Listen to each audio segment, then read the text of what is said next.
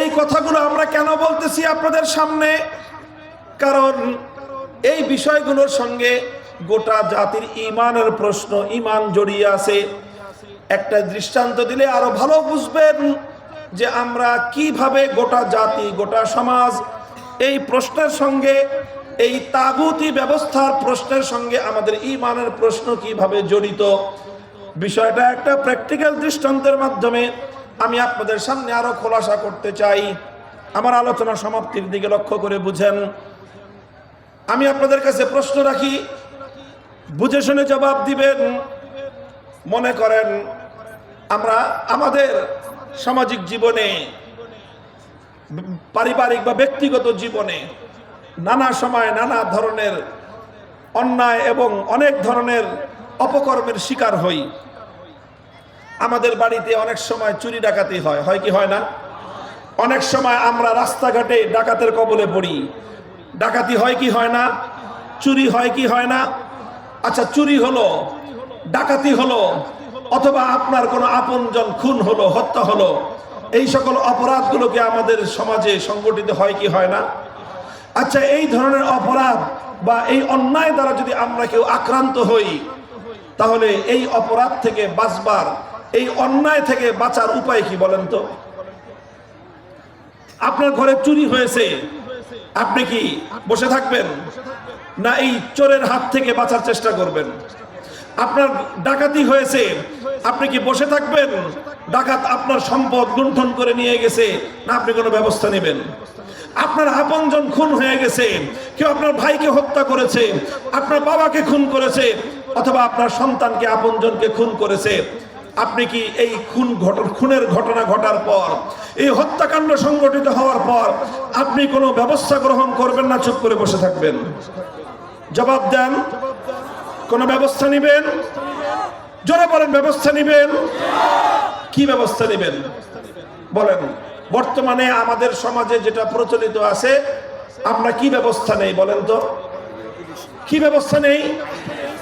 আমরা আইনি ব্যবস্থা নেই, তার বিরুদ্ধে আমরা মামলা করি। কথা বলেন ঠিক কিনা? পুলিশের কাছে, থানায় গিয়ে অথবা কোর্টে গিয়ে চোরের বিরুদ্ধে, চুরির বিরুদ্ধে, ডাকাতের বিরুদ্ধে, ডাকাতির বিরুদ্ধে, হত্যাকাণ্ডের বিরুদ্ধে আমরা মামলা করি। কথা বলেন ঠিক কিনা? আচ্ছা, মনে করেন আপনি একটা মামলা করলেন, এই মামলা করার পরে এটা তদন্ত করা হবে, পুলিশ তদন্ত করবে, এরপরে আদালত যাচাই বাছাই করবে, বিচার প্রক্রিয়া চালানো হবে। প্রচলিত বিচার ব্যবস্থায় বিচার প্রক্রিয়া চালানোর পর দীর্ঘ একটা পথ পরিক্রমার পরে যদি চোরের চুরি প্রমাণিত হয়ে যায় এবং চোর অপরাধী প্রমাণিত হয়, ডাকাত যদি ধরা পড়ে এবং ডাকাতের বিরুদ্ধে যদি তার অপরাধ প্রমাণিত হয়, খুনি যদি শনাক্ত হয় এবং তার বিরুদ্ধে খুনের অপরাধ যদি প্রমাণ হয়, তাহলে এই আদালত, আমাদের দেশের প্রচলিত আদালত বিচার করবে কি করবে না? তার বিরুদ্ধে শাস্তি দিবে কি দিবে না? কথা বলেন, দিবে। চোরের বিরুদ্ধে শাস্তি দিবে, চোরকে শাস্তি দিবে, ডাকাতকে শাস্তি দিবে, সাজা দিবে, খুনির বিরুদ্ধে শাস্তির রায় দিবে। এবার আপনি আমাকে প্রশ্নের জবাব দেন, আমার দেশের আদালত যখন কোনো একজন চোরের বিরুদ্ধে চুরির অপরাধ প্রমাণিত হওয়ার পর যেই সাজা, যেই শাস্তি তাকে দিবে, সেই সাজাটা আল্লাহর কোরআনের আইন অনুযায়ী দিবে নাকি? বলেন তো, আল্লাহর কোরআনের আইন অনুযায়ী দিবে? আচ্ছা, চোরেরটা কোরআনের আইন অনুযায়ী দিবে না, তাহলে ডাকাতের শাস্তি কোরআনের আইন অনুযায়ী দিবে? তাও দিবে না। আচ্ছা, ডাকাতেরটাও দিল না, তাহলে হত্যাকাণ্ড এবং খুনের বিচার এটা আল্লাহর কোরআনের আইন অনুযায়ী করবে? কোনোটাই করবে না। আচ্ছা, তাহলে আল্লাহর কোরআনের আইন অনুযায়ী করলো না, তাহলে অন্য কোন একটা আইন অনুযায়ী করবে তো? কথা বলেন ঠিক না বেঠিক? সেই অন্য আইনটা কোন আইন? সেই আইনটা হলো মানুষের বানানো আইন, আর সেই মানুষগুলো হলো ব্রিটিশের বানানো আইন। কাদের বানানো আইন অনুযায়ী বিচার করবে? ব্রিটিশের বানানো আইন অনুযায়ী বিচার করবে। সেই ব্রিটিশরা প্রায় 78 বছর আগে আমাদের দেশ থেকে বিতাড়িত হয়ে গিয়েছে, কিন্তু তারা যেই আইনগুলো তৈরি করে দিয়ে গেছে সেই আইনগুলো যত সামান্য পরিবর্তন হয়েছে, কিন্তু বেসিকভাবে মৌলিকভাবে সেই আইনগুলো এখনো বলবৎ রয়েছে এবং সেই আইন অনুযায়ী আমাদের দেশের বিচার ব্যবস্থা প্রচলিত রয়েছে, সেই প্রশাসনিক ব্যবস্থা রয়েছে, সেই প্রশাসনিক ব্যবস্থা অনুযায়ী আমাদের দেশের প্রশাসন চলছে, সেই শাসন ব্যবস্থা রয়ে গিয়েছে, সেই শাসন ব্যবস্থা অনুযায়ী আমাদের দেশের এবং জাতির শাসন ব্যবস্থা চলছে। কথা বলেন ঠিক না বেঠিক? আচ্ছা, এবার আপনারা বলেন, এই যে চোরের বিরুদ্ধে আমার আল্লাহ একটা আইন করলেন, আল্লাহর আইন বাদ দিয়ে ব্রিটিশ প্রবর্তিত মানুষের বানানো আইনের কাছে আপনি বিচার চাইলেন। আল্লাহ পাক ডাকাতির বিরুদ্ধে কোনো শাস্তির বিধান দিয়েছেন কি দেন নাই? আল্লাহ পাক রব্বুল আলামিন ডাকাতের বিরুদ্ধে একটা শাস্তির বিধান দিলেন, সেই বিধানটাকে বাদ দিয়ে আপনি মানুষের বানানো অন্য আরেকটা আইনের কাছে আপনি বিচার চাইতে গেলেন। খুনির বিরুদ্ধে বিচারের জন্য আমার আল্লাহ একটা আইন দিয়েছেন, সেই আল্লাহর আইন বাদ দিয়ে মানুষের বানানো একটা আইনের কাছে আপনি যখন খুনের বিচার চাইতে গেলেন। এবার আমি আপনাদের কাছে প্রশ্ন রাখতে চাই, কোরআনে কারীমের সূরাতুন নিসার 60 নম্বর আয়াতকে সামনে রেখে আমার আল্লাহ বলতেছেন, আল্লাহ কোরআনের মধ্যে আল্লাহ পাক রব্বুল আলামিন বলেন, আলাম তারা ইলাল্লাযীনা ইয়াজউমুনা আন্নাহুম আমানু বিমা উনজিলা ইলাইকা ওয়া মা উনজিলা মিন ক্বাবলিক ইউরিদুনা আন ইয়াতাহাকামু ইলাত তাগুতি ওয়া ক্বাদ উমিরু আন ইয়াকফুরু বিহি।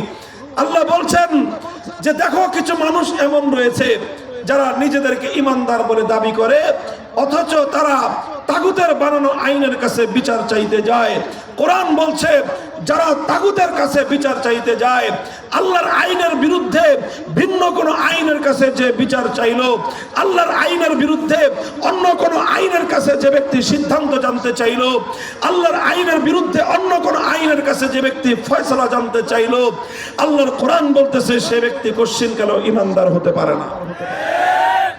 তাহলে এবার বলেন আপনারা, কোরআনের এই আয়াতকে সামনে রেখে আমরা যদি আমাদের নিজেদের ব্যাপারে সিদ্ধান্ত জানতে চাই, তাহলে যারা আল্লাহর আইন বাদ দিয়ে মানুষের বানানো আইন অনুযায়ী চোরের বিচার চাইতে গেলাম, আল্লাহর বানানো আইন বাদ দিয়ে মানুষের বানানো আইন অনুযায়ী ডাকাতির বিচার চাইতে গেলাম, আল্লাহর বানানো আইন বাদ দিয়ে মানুষের বানানো আইনের কাছে খুনের বিচার চাইতে গেলাম, তাদের ঈমান থাকলো না গেল? জোরে জোরে বলেন, ঈমান থাকলো না গেল?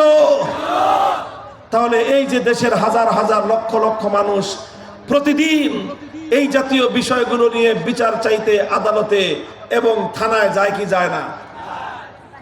এটি তো আমরা এবং আপনারা আমাদেরকেও তো যেতে হয়। কথা বলেন ঠিক কিনা? এটা না যেয়ে কোনো উপায় আছে?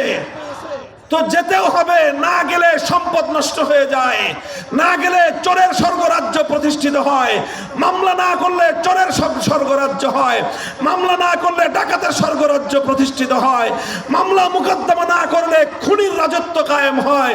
খুন থেকে বাঁচার জন্য, ডাকাতির থেকে বাঁচার জন্য, চোরের হাত থেকে বাঁচার জন্য মামলা করতে হয়, মুকদ্দমা করতে হয়, খোদাদ্রোহী আইনের কাছে, মানুষের বানানো আইনের কাছে বিচার চাইতে হয়। মানুষের বানানো আইনের কাছে বিচার না চাইলে সম্পদের নিরাপত্তা থাকে না, জানের নিরাপত্তা থাকে না। আবার আল্লাহকে বাদ দিয়ে তাগুতের বানানো আইনের কাছে বিচার চাইতে গেলে ঈমান থাকে না। এটা একটা সমস্যা কি সমস্যা না বলেন? এটা একটা সংকট কি সংকট না? তাহলে এবার বলেন, এই যে আমরা যারা আল্লাহর কোরআনের ফয়সালা অনুযায়ী আল্লাহর আইন বাদ দিয়ে মানুষের বানানো আইনের কাছে বিচার চাইতে গেলাম, আপনারাই বলেছেন ঈমান নাই, ঈমান চলে গেছে। কথা বলেন ঠিক কিনা? আসলেই কি এই সমস্ত মানুষের ঈমান চলে গেছে? এই মানুষের ঈমান যদি চলে যায়, তাহলে সমাজে কত পার্সেন্ট মানুষের ঈমান আছে বলেন? অসংখ্য মানুষের ঈমান চলে গেছে। কথা বলেন ঠিক কিনা? তবে সবার ঈমান আসলে যায় নাই।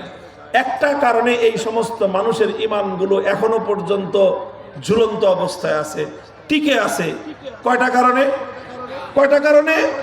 একটা কারণে। বলবেন কি কারণ? কারণটা হলো এই যে আমরা যারা এখন আল্লাহর বানানো আইন ছাড়া মানব রচিত আইনের কাছে বিচার চাইতে যাই, আমরা আসলে স্বেচ্ছায় যাই না, খুশিতে যাই না, আমরা সানন্দে যাই না, আমরা বাধ্য হয়ে যাই। আমরা কি যাই? বাধ্য হয়ে যাই। কথা বলেন ঠিক কিনা? আমরা বাধ্য হয়ে যাই। বলবেন হুজুর কেমনে বাধ্য হলাম? বাধ্য এইভাবে হলাম, যেহেতু যদি বিচার চাইতে না যাই, আদালত যদি না থাকে, বিচার যদি না থাকে, সমাজ বসবাসের উপযুক্ত থাকবে না। এই জন্য বাধ্য হয়ে, যেহেতু আল্লাহর আইন নাই, যেহেতু কোরআনের আইন নাই, এই জন্য আমরা বাধ্য হয়ে মানুষের বানানো, ব্রিটিশের বানানো আইনের কাছে আমরা বিচার চাইতে গেলাম। কথা বলেন ঠিক না বেঠিক? যারা বাধ্য হয়ে একান্ত অনিচ্ছা সত্ত্বেও এই সকল মামলা মোকদ্দমা করতে যায়, তাদের ঈমানটা টিকে আছে। আর যারা বাধ্য না হয়ে মনের খুশিতে অথবা আরেকজনের বিরুদ্ধে শুধুমাত্র বিদ্বেষ প্রসূত হয়ে মামলা করতে যাবে, প্রচলিত আইন অনুযায়ী যারা এভাবে মানুষের বানানো আইনের কাছে বিচার চাইতে যায়, একান্ত বাধ্য হওয়া ছাড়া কেউ বিচার চাইতে গেলে তার ঈমানটা আসলেই চলে যাবে। আল্লাহ পাক আমাদের ঈমান রক্ষা করার তৌফিক দান করেন। মুহতারাম হাজিরিন, এই কথাটাই আমি আপনাদেরকে বোঝানোর চেষ্টা করলাম এতক্ষণ পর্যন্ত। দেখেন, প্রচলিত বর্তমান এই বিচার ব্যবস্থায়, এই রাজনৈতিক ব্যবস্থায়, এই রাষ্ট্র ব্যবস্থায় আমরা আমাদের এই সমাজের প্রত্যেকটা মানুষ ঈমান নিয়ে বড় জটিল একটা অবস্থায় আছি, বড় কঠিন একটা অবস্থায় আছি। এই অবস্থা থেকে আমাদের উদ্ধার হওয়ার প্রয়োজন আছে না নাই? এই অবস্থা থেকে পরিত্রাণের প্রয়োজন আছে না নাই? আমি আপনাদেরকে আরেকটা মাসালা শোনাই। দেখেন, যদি কোনো ব্যক্তি হালাল খাদ্য না পায়, জান বাঁচানোর প্রয়োজন যদি দেখা দেয়, খাদ্য না পেয়ে এখন সে মরণাপন্ন, তার জীবন যায় যায় অবস্থা, এই অবস্থায় সে যদি হালাল খাদ্য না পায়, তখন তার জন্য হারাম খাদ্য গ্রহণ করা জায়েজ আছে, বৈধ আছে। কথা বলেন ঠিক কিনা? কোরআনে কারীমের সূরাতুল মায়েদার 6 নম্বর আয়াতে আল্লাহ পাক রব্বুল আলামিন এটা কথা বলে দিয়েছেন, ফামানিস্তুররা গায়রা বাগিন ওয়ালা আদিন ফালা ইসমা আলাইহি ইন্নাল্লাহা গফুরুর রহিম। একান্ত বাধ্য হয়ে কোনো মানুষ যদি মরা গরুর গোশত খায়, তাহলে সেই মরা গরুর গোশত খাওয়া জীবন বাঁচানোর জন্য জায়েজ।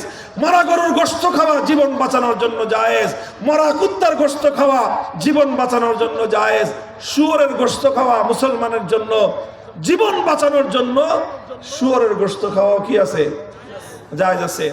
এখন মনে করেন একজন মানুষ, তার জীবন বাঁচানোর জন্য আর কোনো খাবার নাই, জবাই করা গরুর গোশত নাই, অন্য কোনো খাদ্য নাই, তার সামনে আছে শুধু মরা গরুর গোশত, অথবা আছে শুধু কুত্তার গোশত, অথবা আছে শুধু শুয়োরের গোশত, তাহলে সে এই গোশত খেতে পারবে জীবন রক্ষা করার জন্য। কিসের জন্য? আচ্ছা, কয়দিন খাইতে পারবে এই গোশত বলেন তো? কয়দিন? যতটুকু খেলে তার জীবনটা রক্ষা পাবে ততটুকু গোশত খাওয়া জায়েজ। এর চেয়ে এক চুল পরিমাণ বেশি হারাম খাদ্য খাওয়া তার জন্য জায়েজ হবে না। এখন মরা গরুর গোশত, কুত্তার গোশত, শুয়োরের গোশত খাওয়া তার জন্য বৈধ। আর এই জন্য মজা করে সে শুয়োরের গোশত আর কুত্তার গোশত খাইতে থাকবে? কোন মুসলমান এটা খাবে এইভাবে? তাহলে সে কি করবে? সে আপাতত জীবন রক্ষা করার জন্য সামান্য পরিমাণ খাবে, খেয়ে দ্রুত সে হালাল খাদ্য সন্ধান করবে। কথা বলেন ঠিক না বেঠিক? সে দ্রুত হালাল খাদ্য সন্ধান করা তার জন্য ফরজ, যেন একবার হারাম খাবার খেয়েছে দ্বিতীয়বার যেন তার হারাম খাবার খেতে না হয়, দ্বিতীয়বার যেন তার কুত্তার গোশত খেতে না হয়, কুকুরের গোশত, দ্বিতীয়বার যেন তার আর শুয়োরের গোশত খেতে না হয়, দ্বিতীয়বার যেন তার মরা গরুর গোশত খেতে না হয়। এই জন্য একবার জীবন রক্ষা করার জন্য হারাম খাদ্য খাওয়ার পর দ্বিতীয়বার যেন হারাম খাদ্য খেতে না হয়, দ্বিতীয়বার হালাল খাদ্য খেয়ে যেন জীবন রক্ষা করতে পারে, হালাল খাদ্য অন্বেষণ করা প্রত্যেকটা ব্যক্তির জন্য ফরজ। মুহতারাম হাজিরিন, আমরা কেউ কোনো মুসলমান এরকম একান্ত বাধ্য হয়ে দিনের পর দিন কুত্তার গোশত খাইতে রাজি আছি? সম্মত আছি? শুয়োরের গোশত খাইতে সম্মত থাকবে? মরা গরুর গোশত খাইতে সম্মত থাকবে? থাকবে না। কেন? বাধ্য হয়ে যতটুকু খাইতে হয় খেয়েছি, এরপরে আমরা হালাল খাদ্য সন্ধান করব। কথা ঠিক না বেঠিক? এবার আমি আপনাদেরকে জিজ্ঞাসা করি, ওই যে প্রথম প্রশ্নে, যে এই যে আমরা আল্লাহর আইন বাদ দিয়ে, আল্লাহর বিধান বাদ দিয়ে, কোরআনের বিধান বাদ দিয়ে মানব রচিত বিধানের কাছে বিচার চাওয়া, এটা শুধুমাত্র হারাম নয়, এটা কুফরি কাজ। এই কুফরি কাজটা করা বৈধ হয়ে গেছে কেন? যেহেতু আমরা বাধ্য হয়ে করতেছি। কথা বলেন ঠিক না বেঠিক? কিন্তু প্রশ্ন হলো, বাধ্য হয়ে কতদিন করবেন? এটাই প্রশ্ন বাধ্য হয়ে কতদিন করবেন? ব্রিটিশের 200 বছর পর্যন্ত ব্রিটিশরা আমাদেরকে বাধ্য করেছে আল্লাহর আইন বাদ দিয়ে ব্রিটিশের বানানো আইনের কাছে বিচার চাইতে।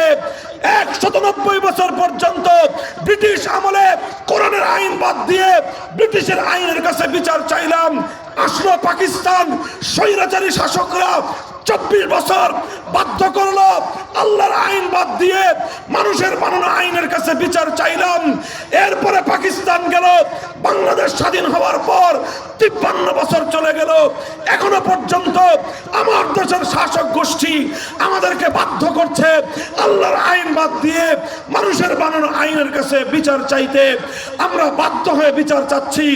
190 বছর ব্রিটিশের কাছে বিচার চাইলাম, 24 বছর পাকিস্তানের কাছে বিচার চাইলাম, 53 বছর বাংলার তাগুতি বিচার ব্যবস্থার কাছে, তাগুতি শাসন ব্যবস্থার কাছে বিচার চাইতে গেলাম। আমি আপনাদের কাছে জানতে চাই, 267 বছর পর্যন্ত যদি এ জাতির কপালে কুত্তার গোশত খাওয়া বাধ্যতামূলক হতো, এই জাতি কোনো সম্মান নিয়ে দুনিয়ার বুকে বেঁচে থাকতে পারত?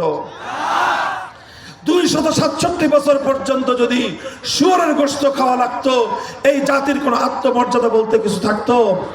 আরে 267 বছর যদি মরা গরুর গোশত খাওয়া লাগতো, এই জাতি সেটা স্বাচ্ছন্দ্যে মেনে নিত? মুহতারাম হাজিরিন, কথাটা বোঝার চেষ্টা করেন। এটাই আমার দুঃখের কথা, এটাই আমাদের হৃদয়ের বেদনার কথা। 267 বছর পর্যন্ত হয়তো মরা গরুর গোশত খাওয়া লাগে নাই, 267 বছর পর্যন্ত হয়তো কুকুরের গোশত খাওয়া লাগে নাই, 267 বছর পর্যন্ত হয়তো শুয়োরের গোশত খাওয়া লাগে নাই। কিন্তু আল্লাহর কসম খেয়ে বলি, মানব রচিত আইনের কাছে বিচার চাওয়া শুয়োরের গোশত খাওয়ার চেয়ে জঘন্য অপরাধ। মানুষের বানানো আইনের কাছে বিচার চাওয়া কুকুরের গোশত খাওয়ার চেয়ে জঘন্য অপরাধ। মানুষের বানানো আইনের কাছে বিচার চাওয়া মরা গরুর গোশত খাওয়ার চেয়েও লক্ষ কোটি গুণ বেশি জঘন্য অপরাধ। সেই জঘন্য অপরাধের মধ্যে এক ভয়ঙ্কর অবস্থার মধ্যে 267 বছর পর্যন্ত আমরা ডুবন্ত অবস্থায়। আজ বাংলার আত্মমর্যাদা সম্পন্ন ইমানদারদের কাছে আমরা জানতে চাই, আহ্বান জানাতে চাই, আগামীর বাংলাদেশে মানব রচিত আইনের ব্যবস্থা, শাসন ব্যবস্থা ভেঙে গুড়িয়ে দিয়ে আল্লাহর কোরআনের সমাজ গড়তে চাই, কোরআনের সমাজ গড়তে চাই, আল কোরআনের সমাজ গড়তে চাই।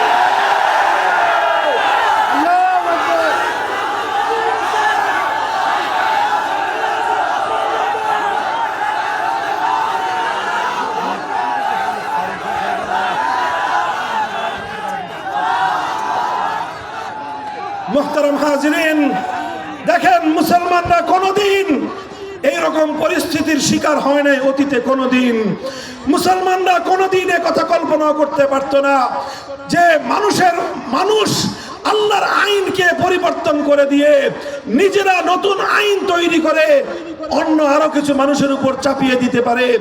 মানুষের দ্বারা এত জঘন্য অপরাধ হতে পারে, এটা এক যুগে মুসলমানরা কল্পনা করতে পারতো না। দীর্ঘ 600 বছর পর্যন্ত মুসলমানদের মধ্যে এই জাতীয় জঘন্য অপরাধ ছিল না। সর্বপ্রথম মুসলিম উম্মার মধ্যে এই জঘন্য অভিশপ্ত অন্যায়টা অন্তর্ভুক্ত করে দেয় একটা জাতি। সেই জাতির নাম হলো মঙ্গোলীয় জাতি, তাতারি সম্প্রদায়। তারা সর্বপ্রথম মুসলিম বিশ্বের উপর আগ্রাসন চালায়। 6ষ্ঠ শতাব্দীতে হাজার হাজার নয় লক্ষ লক্ষ মুসলমানদেরকে তারা শহীদ করে, হত্যা করে। মুসলমানদের খেলাফতের প্রাণ কেন্দ্র বাগদাদকে ওরা ধ্বংসস্তূপে পরিণত করে দেয়। মুসলমানদের এলাকাগুলো ওরা দখল করে নিয়ে সেই এলাকায় তারা তাদের রাজত্ব কায়েম করে। রাজত্ব কায়েম করে সবচেয়ে জঘন্য যেই কাজটা সেই তাতারিরা মঙ্গোলীরা করেছিল, সেটা হলো তারা তাদের নেতা চেঙ্গিস খান, সেই চেঙ্গিস খানের বানানো একটা আইনের গ্রন্থ ছিল, একটা আইনের বই ছিল। ইতিহাসের মধ্যে যে আইনের গ্রন্থটার নাম পাওয়া যায় ইয়াসেফ, সেই চেঙ্গিসের বানানো আইন দিয়ে মুসলিম জাতিকে তারা শাসন করতে আরম্ভ করে। তখন মুসলমানরা এই করুণ অবস্থার মধ্যেও এক মুহূর্তের জন্য আল্লাহর আইনের পরিবর্তে চেঙ্গিসের বানানো আইনকে মেনে নেয় নাই।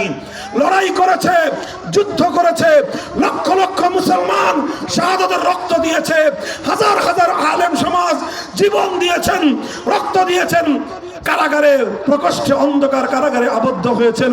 শাইখুল ইসলাম ইবনে তাইমিয়া রাহমাতুল্লাহি আলাইহি এই মঙ্গোলীয়দের বিরুদ্ধে লড়াই করতে গিয়ে, যুদ্ধ করতে গিয়ে একে একে 6 বার তার জীবনের সিংহভাগ সময় কারাগারের অন্ধকার প্রকোষ্ঠে কাটিয়েছেন। ত্যাগ দিয়েছেন, কুরবানি স্বীকার করেছেন, জুলুম সহ্য করেছেন, জীবন দিয়েছেন, রক্ত দিয়েছেন, কিন্তু আল্লাহর আইনের জায়গায় কোনো মানুষের বানানো আইনকে এক মুহূর্তের জন্য তারা মেনে নেন নাই। এই মুসলমানদের এই অকুতোভয় আপসহীন সংগ্রামের বদৌলতে আল্লাহ পাক রব্বুল আলামিন এক সময় তাতারিদেরকে পরাস্ত করে দেন। কিছু তাতারি মুসলমান হয়ে যায়, বাকি তাতারিরা পরাজিত হয়ে যায়। মুসলিম সমাজে আবার আল্লাহর আইন ফিরে আসে। এরপর থেকে আবার প্রায় 600 বছর পর্যন্ত মুসলিম সমাজের মধ্যে আবার আল্লাহর আইন চলতে থাকে। এই যে সালতানাতে ওসমানিয়া, সালতানাত ছিল ওসমানীদের হাতে, খেলাফত ছিল ওসমানীদের হাতে, এই ভারতবর্ষে রাজত্ব ছিল সেই মোগল আমলে মোগল সম্রাটদের হাতে। রাজত্ব চালিয়েছে অনেক সম্রাটরা, রাষ্ট্র চালিয়েছে অনেক সম্রাট, অনেক গোষ্ঠী, সবাই যার যার মতো রাজত্ব চালিয়েছে, কিন্তু আইন ছিল কার? এই সর্বপ্রথম ব্রিটিশরা যখন 1757 সালে আমাদের উপমহাদেশ দখল করে নেয়, তারা সর্বপ্রথম আল্লাহর আইনকে উৎখাত করে দিয়ে তারা তাদের বানানো আইন আমাদের জাতির উপর চাপিয়ে দেয়। তারা তাদের এই আইন চাপিয়ে দেওয়ার পরে 190 বছর পর্যন্ত ব্রিটিশদের বিরুদ্ধে লড়াই চলেছে, সংগ্রাম চলেছে। উলামায়ে কেরাম ফতোয়া জারি করেছিলেন। শেখ শাহ আব্দুল আজিজ মুহাদ্দিস দেহলভী রাহমাতুল্লাহি আলাইহি 1803 সালে একটা ফতোয়া জারি করেছিলেন। সেই ফতোয়া হলো এই, মুসলিম সমাজ যদিও শান্তিতে আছে, যদিও নিরাপদে আছে, কিন্তু এই দেশটার ইসলামী দেশ নাই।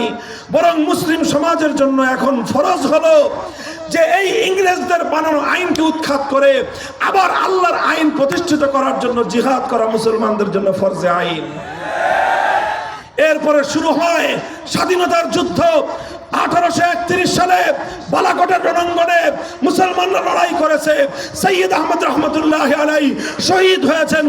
আমাদের এই বাংলার এই অঞ্চল থেকে বহু অসংখ্য বীর শহীদানরা, বীর যোদ্ধারা বালাকোটের রণাঙ্গনে গিয়ে ইংরেজদের বিরুদ্ধে সেই যুদ্ধে শরীক হয়েছিলেন। এরপরে 1857 সালে শামেলির রণাঙ্গনে যুদ্ধ হয়েছে, লড়াই হয়েছে, হাফেজ জামেন শহীদ হয়েছেন, অনেক রক্ত গিয়েছে, হাজার হাজার আলেমদেরকে ফাঁসি কাস্টে ঝুলানো হয়েছে, হাজার হাজার আলেমদের সন্তানরা ইতিম হয়েছে। সব সহ্য করে নিয়েছেন, কিন্তু আল্লাহর আইনের বিপরীতে কোনো মানব রচিত আইন এক মুহূর্তের জন্য তারা মেনে নেন নাই। এই করতে করতে 1947 সালে ব্রিটিশরা বিতাড়িত হলো। ব্রিটিশরা যখন বিতাড়িত হয়, আমার দেশটা যখন স্বাধীন হয়, তখন প্রশ্ন ছিল এই দেশে 2 জাতি বসবাস করে, প্রধানত এক জাতি মুসলমান আর এক জাতি হিন্দু। দেশটা স্বাধীন হবে কিভাবে, চলবে কিভাবে? হিন্দুরা বলল আমরা দেশটাকে চালাতে চাই ধর্মনিরপেক্ষ মতবাদ অনুযায়ী। মুসলমানরা বলল আমাদের পূর্বপুরুষরা জীবন দিয়েছে ধর্মনিরপেক্ষ দেশ গঠন করার জন্য নয়। বালাকোটের রণাঙ্গনে আমাদের পূর্বপুরুষরা শহীদ হয়েছেন ধর্মনিরপেক্ষ রাষ্ট্র করার জন্য নয়। মীর নেসার আলী তিতুমীর জীবন দিয়েছেন ধর্মনিরপেক্ষ রাষ্ট্র করার জন্য নয়। হাজী শরীয়তুল্লাহ রক্ত দিয়েছেন, জীবন দিয়েছেন ধর্মনিরপেক্ষ রাষ্ট্র করবার জন্য নয়। বীর শহীদানরা রক্ত দিয়েছেন, জীবন দিয়েছেন। মুসলমানদের একটাই কামনা, একটাই বাসনা, হৃদয়ের একটাই আকাঙ্ক্ষা ছিল, এমন একটা দেশ হবে, একটা মানচিত্র হবে, এমন একটা ভূখণ্ড হবে, সেই ভূখণ্ডে আর কিছু থাক বা না থাক, সে দেশে আইন চলবে কার? সে দেশে সংবিধান হবে আল কোরআনের। এমন একটা স্বপ্ন নিয়ে মুসলমানরা বলল আমরা আলাদা ভূখণ্ড চাই। অধিকাংশ মুসলমানদের দাবির প্রেক্ষিতে শেষ পর্যন্ত 1947 সালে দেশটা ভাগ হলো। হিন্দু প্রধান এলাকা হিন্দুরা শাসন করবে, মুসলিম প্রধান এলাকা মুসলমানরা শাসন করবে। এইভাবে দেশটা 2 ভাগ হয়ে গেল। এই দেশ যখন ভাগ হয় তখন এক এলাকার মানুষ আরেক এলাকায় হিজরত করতে গিয়ে, এক এলাকার মানুষ আরেক এলাকায় ট্রান্সফার হতে গিয়ে অসংখ্য অগণিত মানুষের জীবন গিয়েছে, সম্পদ গিয়েছে। কোটি কোটি টাকার মালিক একদিনে পথের ভিখারি ফকিরে পরিণত হয়েছে। এই সব কিছু মুসলমানরা মেনে নিয়েছিল। অনেক ত্যাগ আর কোরবানি মুসলমানরা স্বীকার করেছিল, শুধু একটা স্বপ্ন নিয়ে।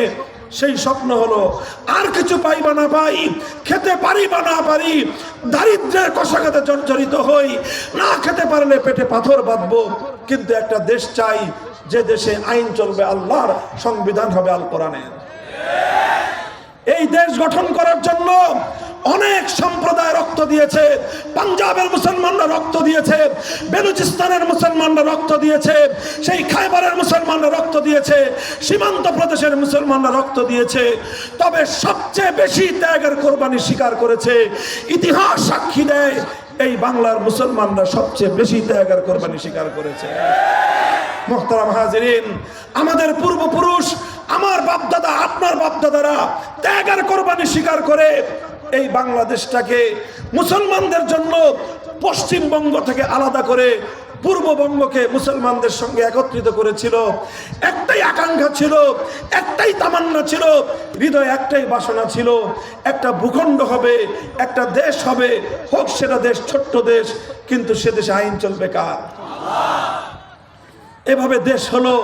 কিন্তু দুঃখ এবং পরিতাপের বিষয় হলো এই, সেই দেশ গঠন করার পরে পশ্চিম পাকিস্তানি স্বৈর শাসকরা যাদের সঙ্গে গাদ্দারি করলো, বিশ্বাসঘাতকতা করলো, 24 বছর পর্যন্ত ওরা মানুষকে বলল যে রাষ্ট্র এখনো শিশু রাষ্ট্র, এই শিশু রাষ্ট্রে কোরআনের আইন চলতে পারে না, রাষ্ট্রটাকে একটু বড় হোক, তারপরে কোরআনের আইন অনেক কঠিন আইন, এই কঠিন আইন শিশু রাষ্ট্রে চালানো সম্ভব না, রাষ্ট্রটা একটু বড় হলে তারপরে আমরা কোরআনের আইন জারি করব।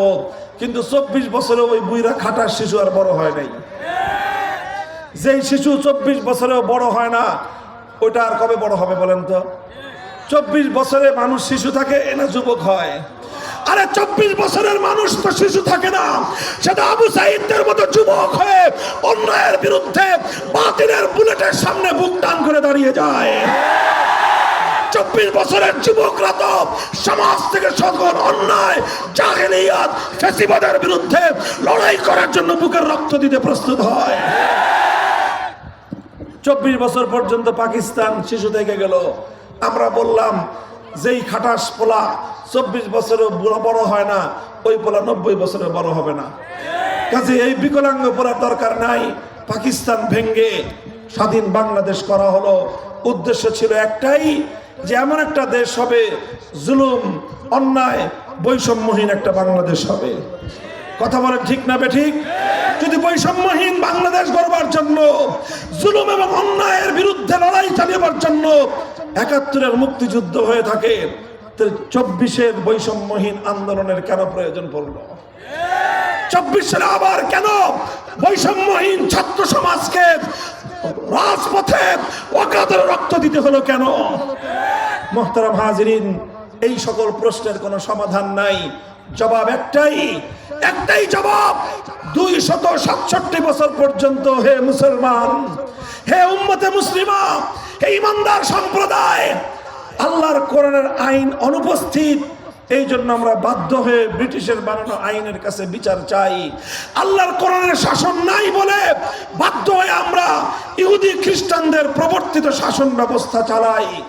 আমার প্রশ্ন হলো, কুকুরের গোশত খাওয়ার চেয়ে, শ্রীগালের গোশত খাওয়ার চেয়ে, শুয়োরের গোশত খাওয়ার চেয়ে আল্লাহর আইন বাদ দিয়ে মানুষের বানানো আইনের কাছে বিচার চাওয়া আরো জঘন্য অপরাধ যদি হয়ে থাকে, তাহলে এই কাজটা আমরা আর কতদিন করতে চাই?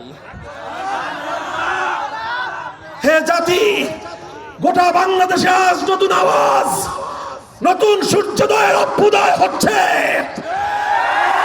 জুলাই এবং আগস্টের বিপ্লব আমাদেরকে চোখে আঙুল দিয়ে দেখিয়ে দিয়েছে, জনগণ যদি জেগে উঠে, যুব সমাজ যদি তৈরি হয়, সমস্ত জুলুমের তন্ত্রমন্ত্র বঙ্গোপসাগরে ভেসে যাবে ইনশাআল্লাহ।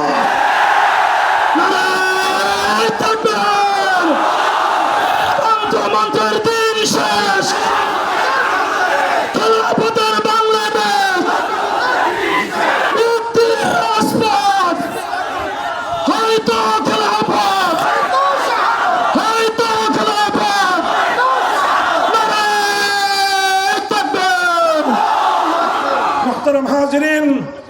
আজ সারা পৃথিবীতে এ কথা দিবালোকের ন্যায় পরিষ্কার, মানব রচিত কোন তন্ত্র, মানব রচিত কোন মন্ত্র প্রকৃত অর্থে বৈষম্যহীন সমাজ গড়তে পারে না। চূড়ান্ত বৈষম্যহীন সমাজ গড়বার জন্য মানুষের সৃষ্টিকর্তা আল্লাহর দেওয়া আইন, আল্লাহর দেওয়া ব্যবস্থাই মানুষকে সাম্য এবং ইনসাফ উপহার দিতে পারে। আলহামদুলিল্লাহ, আগস্ট বিপ্লব আমাদেরকে চোখে আঙুল দিয়ে দেখিয়েছে, বিপ্লবের জন্য জাতি যখন প্রস্তুত হয় বড় কোনো নেতার দরকার হয় না। বিপ্লবের জন্য জাতি যখন প্রস্তুত হয় বড় কোনো রাজনৈতিক দলের প্রয়োজন হয় না। বিপ্লবের জন্য জাতি যখন প্রস্তুত হয় সামান্য যুবকদের নেতৃত্বে জাতি অভূতপূর্ব বিপ্লব আনতে পারে। কথা বলেন ঠিক না বেঠিক? মুহতারাম হাজিরিন, এই বিপ্লব যদিও ইসলামের পূর্ণাঙ্গ বিপ্লব আমরা বলি না, তবে এতটুকু আমি বলি, আগস্টে যে বিপ্লব হয়েছে সেই বিপ্লব ইসলামী বিপ্লবের পূর্বাভাস ছিল। সূর্য ওঠার আগে প্রতিদিন সুবহে সাদেকের উদয় হয়। কথা বলেন ঠিক কিনা? সূর্য উদয়ের প্রায় ঘন্টা দেড়েক আগে পূর্ব দিগন্তে সুবহে সাদেক উদিত হয়। দুনিয়ার মানুষ বুঝতে পারে আর কিছুক্ষণ পরে সূর্যের উদয় ঘটবে। ঠিক তদ্রূপ আগস্টের বিপ্লব তাকায় দেখুন, 5ই আগস্ট স্বৈরাচারী ফ্যাসিবাদী যুগের লেডি ফেরাউন যখন বাংলাদেশ ছেড়ে পালিয়ে গেছে, 1 ঘন্টার ব্যবধানে বিপ্লবী জনতা প্রমাণ করেছে টেকনাফ থেকে তেতুলিয়ায় মুসলমানদের জনপদে ভাস্কর্য নামক কোন মূর্তি আস্ত রাখে না, অথচ কোন মন্দিরের মূর্তি ভাঙে নাই। কথাটা খুব তাৎপর্যময়। কোন হিন্দুদের কোন প্রতিমা ভাঙে নাই। হিন্দুদের বাড়ি ঘরে সংরক্ষিত, তাদের ধর্মীয় উপাসনালয়ে সংরক্ষিত, তাদের কোনো প্রতিমা, তাদের কোনো মূর্তির গায়ে ফুলের টোকাও দেয় নাই। কিন্তু মুসলমানদের জনপদে ভাস্কর্য নামক মানুষের যত মূর্তি ছিল একটাও আনাম রাখে নাই, সব ভেঙে গড়িয়ে দিয়েছে। এ থেকে বোঝা যায় আগস্ট বিপ্লবের সিমটম ছিল, আগস্ট বিপ্লবের আইকন ছিল তাওহীদের বিপ্লব, একত্ববাদের বিপ্লব, শিরককে ধ্বংস করার বিপ্লব।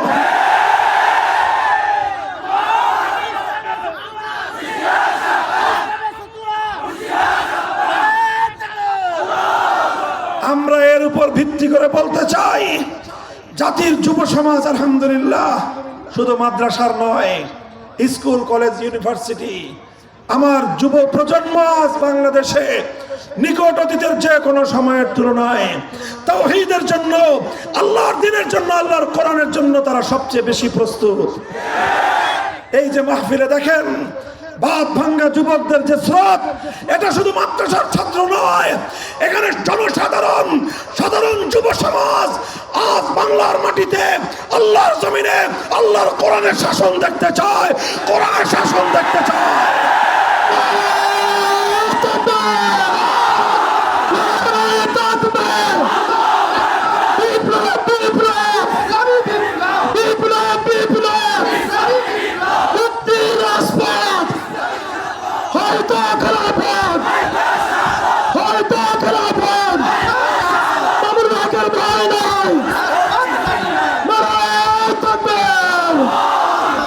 আমরা জাতির কাছে আহ্বান জানাতে চাই, অনেক রঙের বাংলাদেশ দেখেছি আমরা, এক সময় সোনার বাংলাদেশ দেখেছি, তারপরে নতুন বাংলাদেশ দেখেছি, তারপরে সবুজ বাংলাদেশ দেখেছি, এরপরে আবার ডিজিটাল বাংলাদেশও দেখেছি, সর্বশেষ যাওয়ার আগে স্মার্ট বাংলাদেশের ভেলকিও দেখা গেছেন।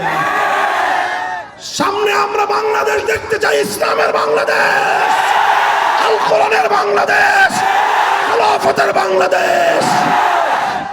সেই বাংলাদেশ গড়ার জন্য প্রস্তুত আছেন তো ইনশাআল্লাহ? কারা কারা প্রস্তুত আছেন হাত তুলে খোদার দরবারে শপথ করে বসেন। তবে মনে রাখেন, ইসলামের এই বিপ্লব শুধু স্লোগান দিয়ে হবে না। কথা বলেন ঠিক কিনা? শুধু বক্তৃতা দিয়েও হবে না। এজন্য পরিশ্রম করতে হবে, মেহনত করতে হবে, ঘাম ঝরানো মেহনত করবেন তো মানুষের দুয়ারে দুয়ারে তাওহীদের পায়ে পেগাম নিয়ে যাবেন, মানুষকে বোঝাবেন। আর কতকাল এই তাগুতি সমাজের অভিশপ্ত সমাজ ব্যবস্থার অধীনে আমরা বসবাস করব? অভিশপ্ত এই সমাজ ব্যবস্থায়, অভিশপ্ত শাসন ব্যবস্থায়, অভিশপ্ত বিচার ব্যবস্থায় আমরা বাঁচতে চাই না। আমি বলি, আমার দেশের মানচিত্র স্বাধীন হয়েছে, পতাকা স্বাধীন হয়েছে, জাতি আজও স্বাধীন হয় নাই। আরে ভাই, যে জাতির বিচার ব্যবস্থা এখনো গোলামীর বিচার ব্যবস্থা, যে জাতির শাসন ব্যবস্থা এখনো গোলামীর শাসন ব্যবস্থা, যে জাতির শিক্ষা ব্যবস্থা এখনো গোলামীর শিক্ষা ব্যবস্থা, সে জাতি নিজেদেরকে স্বাধীন জাতি বলে আত্মপ্রবঞ্চিত হতে পারে, সত্যবাদিতা হতে পারে না। এই জন্য শুধু মানচিত্রের স্বাধীনতা নয়, শুধু পতাকার স্বাধীনতা নয়, একটি স্বাধীন জাতি হিসেবে আমরা গড়ে উঠতে চাই। কথা বলেন ঠিক না বেঠিক? এই জন্য জাতির প্রত্যেকটা মানুষকে বোঝাতে হবে যে অভিশপ্ত তাগুতি সমাজ ব্যবস্থার অভিশাপ থেকে আমরা বের হয়ে আসতে চাই। ঘাম ঝরানো পরিশ্রম করবেন তো? শুধু পরিশ্রম দিয়ে হবে না, প্রয়োজন আল্লাহর সাহায্যের। কথা বলেন ঠিক কিনা? এই জন্য আল্লাহর সাহায্য চাইতে হলে চোখের অশ্রু নজরানা দিয়ে আল্লাহর দরবারে সেজদা লুটিয়ে পড়ে আল্লাহর কাছে সাহায্য চাইতে হবে। চাইবেন তো ইনশাআল্লাহ? এভাবে মনে রাখবেন, ঘাম আর অশ্রু যখন আমি আর আপনি দেব, যেই মাটিতে মুমিনের ঘাম আর অশ্রু ঝরে, সেই মাটি বিপ্লবের জন্য উর্বর হয়ে ওঠে। যখন বিপ্লবের জন্য মাটি পরিপূর্ণ উর্বর হয়ে উঠবে, তখন শুধু ঘাম আর অশ্রু দিয়ে বিপ্লব আসবে না, সেই উর্বর মাটিতে বিপ্লবের জন্য প্রয়োজন হবে শাহাদাতের রক্তের। সেই শাহাদাতের রক্ত দেওয়ার জন্য 2000 নয়, প্রয়োজনে 2 লক্ষ যুবক প্রস্তুত হয়ে মাথায় কাফনের কাপড় বেঁধে শহীদ ঈদগাহে কারা কারা প্রস্তুত, কারা কারা যেতে প্রস্তুত?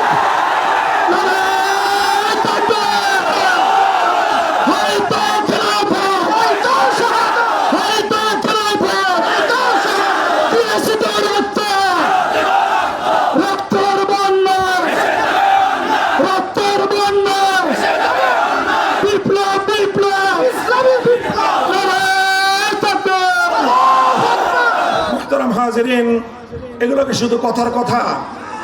বলেন শুধু কথার কথা না শপথ? বলেন শপথ, অঙ্গীকার কার সাথে? বলেন কার সাথে? আল্লাহ পাক রব্বুল আলামিন আমাদের সকলকে অঙ্গীকার, এই শপথ রক্ষা করার তৌফিক দান করেন। যতদিন হায়াত আছে এ জীবন আল্লাহর তরে, মরণও যেন আল্লাহর দিনের জন্য হয়। আল্লাহ আমাদের সকলকে কবুল করুন, তৌফিক দান করেন। আয়োজক বৃন্দ, এলাকাবাসী যারা রয়েছেন, আপনাদের সকলকে আল্লাহ পাক উত্তম বিনিময় দান করুন। আমিও দোয়া চাই আপনাদের কাছে, কথাগুলো যেন শুধু আমার মুখের কথা না হয়ে আমার হৃদয়ের কথা হয়, আমি যেন আমল করতে পারি। আল্লাহ আমাদের সকলকে সে তৌফিক দান করুন। ওয়া আখিরু দাওয়ানা আলহামদুলিল্লাহি রাব্বিল আলামিন। আসসালামু আলাইকুম ওয়া রাহমাতুল্লাহ। সংগ্রামিত অভিযোগ, আমাদের মাহফিলে আরো একজন বক্তা রয়েছেন।